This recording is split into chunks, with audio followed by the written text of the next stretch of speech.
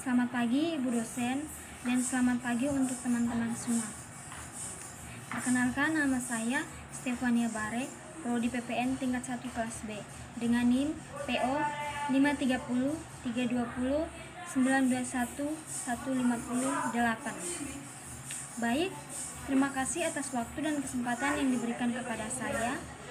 Di sini saya akan memaparkan hasil kerja saya dengan topik mengaplikasikan anatomi fisiologi sistem sensori. Yang pertama, pengertian sistem saraf.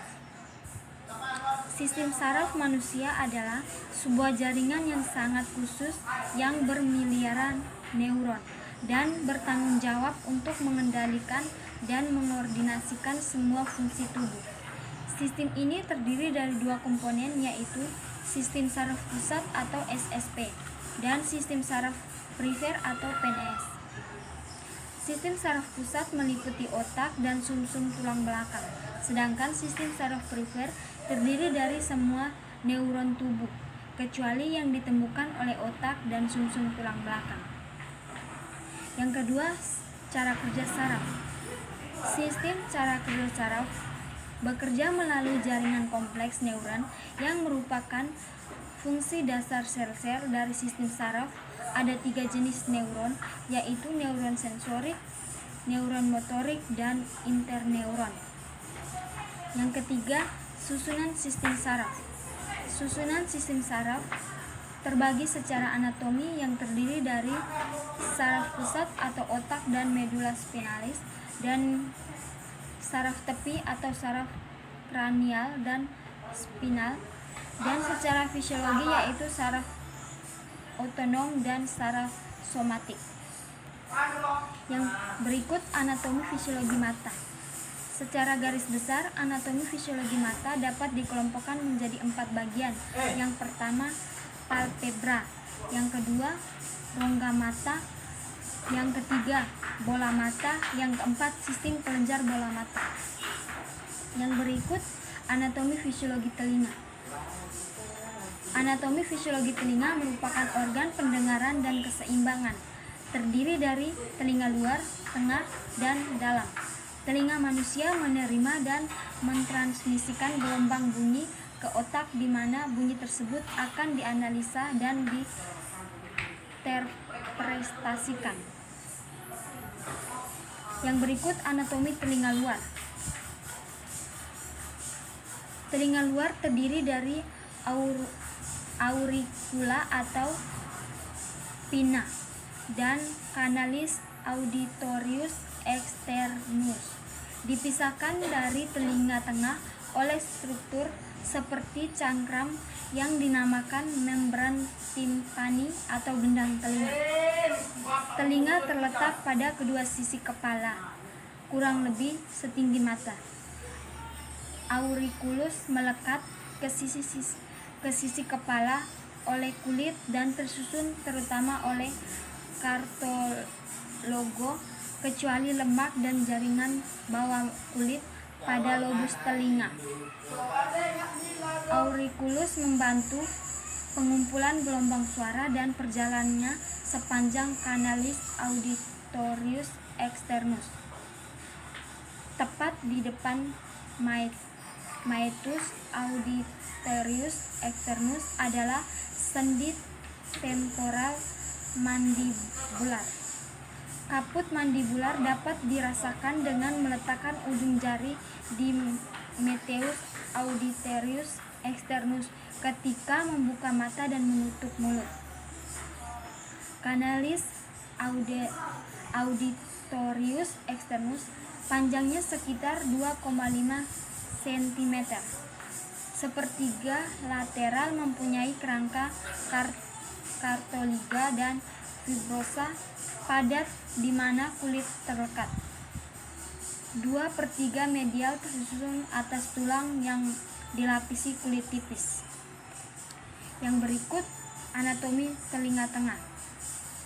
Telinga tengah tersusun atas membran tampina atau gendang telinga di sebelah lateral dan kapsul optik, di mana di sebelah media celah telinga tengah terletak antara kedua membrana campina terletak pada akhiran canalis aurelius externus dan menandai batas lateral telinga. Membran ini sekitar 1 meter dan selaput tipis normalnya berwarna kelabu, mutiara, dan translulen. Telinga tengah merupakan rongga berisi udara, merupakan rumah bagi osikuli atau tulang telinga tengah.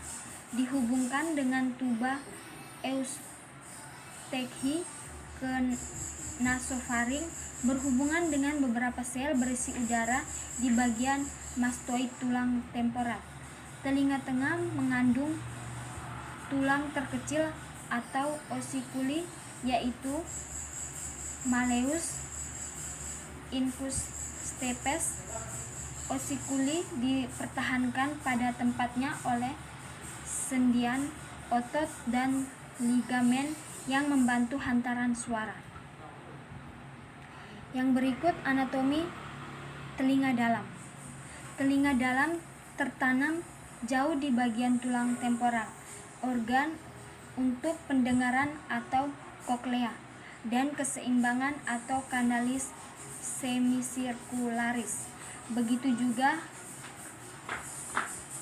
kranial 6 atau nervus facialis dan 8 atau nervus cochlear vestibularis. Semua merupakan bagian dari kompleks anatomi. Koklea dan kanalis semicircularis bersama menyusun tulang labirin. Koklea berbentuk seperti rumah siput dengan panjang sekitar 3,5 cm dengan kedua setengah lingkaran spiral dan mengandung organ akhir untuk pendengaran, di mana organ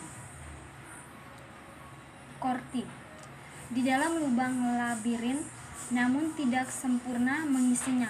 Labirin membrana terendam dalam cairan yang dinamakan prelineve yang berhubungan langsung dengan cairan cerebrospinal dalam otak melalui aqueduct cochlearis. Labirin membrosa tersusun. Yang berikut prinsip fisiologi yang mendasari konduksi bunyi.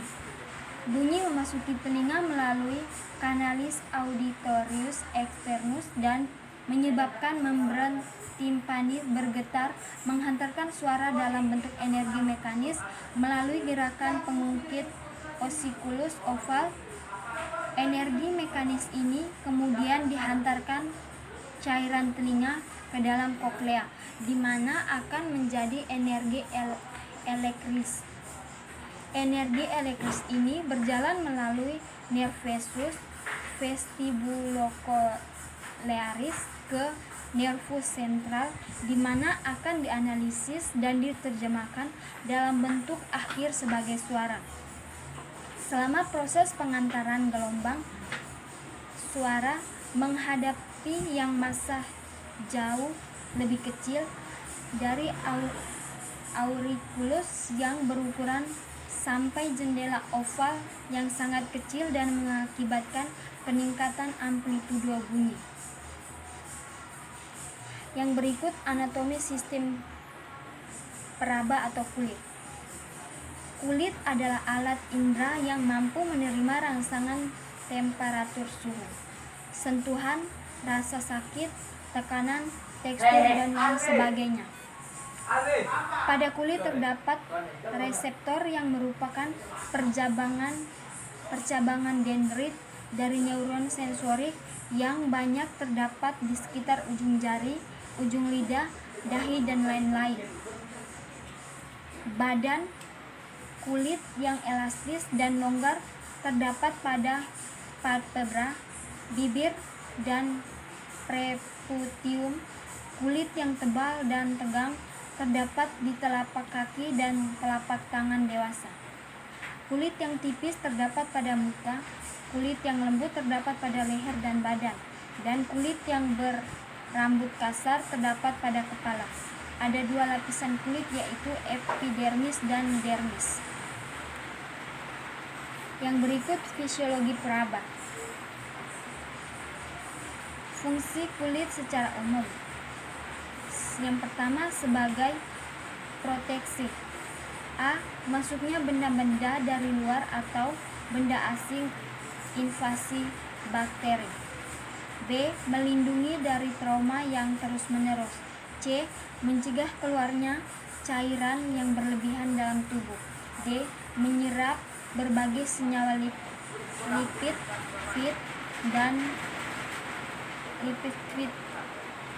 vitamin A dan D yang larut lemak.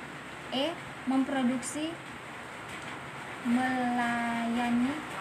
melainkan mencegah kerusakan kulit dari sinar UV.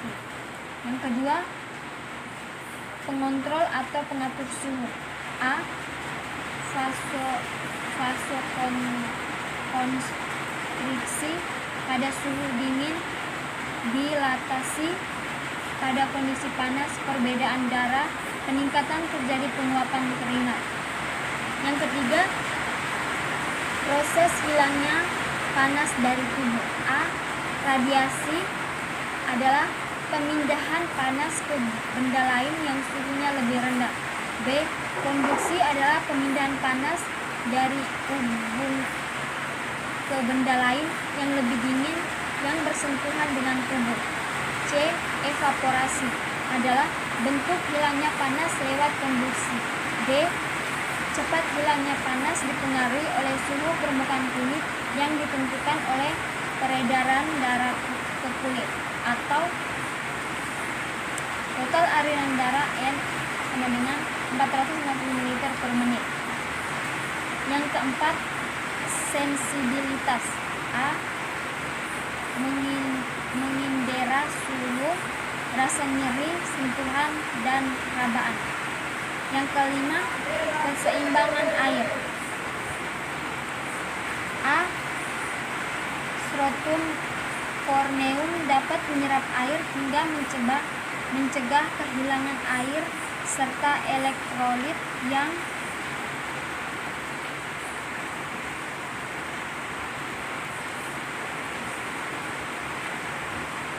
berlebihan dari berbagai internal dan mempertahankan keseimbangan dalam jaringan subtuntan.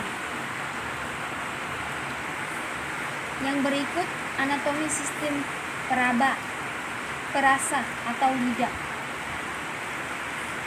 Lidah adalah kumpulan otot rangka pada bagian lantai mulut yang dapat membantu pencernaan makanan dengan mengunyah dan menelan. Lidah dikenal dengan indera pengecap yang banyak memiliki struktur tunas pengecap. Lidah juga membantu dalam tindakan berbicara, juga membantu membolak-balik makanan dalam mulut. Rasa manis dirasakan oleh bagian pangkal lidah, rasa asam oleh bagian tepi depan, kiri, dan kanan, serta rasa asin di bagian tepi belakang kiri dan kanan, dan rasa pahit berada paling belakang kiri dan kanan. Adapun rasa lainnya seperti rasa kopi, coklat, dan sebagainya. Yang berikut lanjutan dari anatomi sistem perasa. Setiap cangkupan pengecap hanya bisa mengenali satu rasa yang khas, yang terdiri dari 2 jenis sel, yaitu sel penyokong dan sel pengecap sebagai reseptor. Zat-zat makanan yang terlarut dalam cairan ludah akan merangsang sel-sel udin saraf melalui rambut gustatori yang selanjutnya akan menimbulkan impuls yang akan diteruskan ke otak sehingga dapat diinterpretasikan dengan berbagai rasa. Yang berikut fisiologi lidah. Yang pertama, substansi yang dirasakan harus berbentuk cairan atau larutan dalam saliva. Yang kedua, kuncup pengecap bekerja sama dengan reseptor pada rambut pengecap. Yang berikut, sensari rasa. Yang pertama, kuncup pengecap yang sensitif terhadap rasa manis terletak di bagian ujung lidah. Yang kedua, substansi asam dirasakan terutama di bagian samping lidah. Yang ketiga, substansi asin dapat dirasakan pada hampir seluruh area lidah, tetapi reseptornya terkumpul di bagian samping lidah. Yang keempat, substansi pahit akan mensimulasi kuncup pengecap di bagian belakang lidah. Dan yang terakhir, kesimpulan yang saya ambil adalah proses sensorik adalah proses masuknya rangsangan melalui alat indera ke otak atau cerebral, kemudian kembali melalui saraf motoris dan berakhir dengan perbuatan. Proses sensorik disebut juga pengamatan atau gejala mengenal benda-benda di sekitar dengan mempengaruhkan alat indera. Pengamatan dengan anggapan atau respon memiliki perbedaan. Pengamatan terjadi pada saat stimulus atau rangsangan mengenai indera dan menghasilkan kesadaran dan pikiran.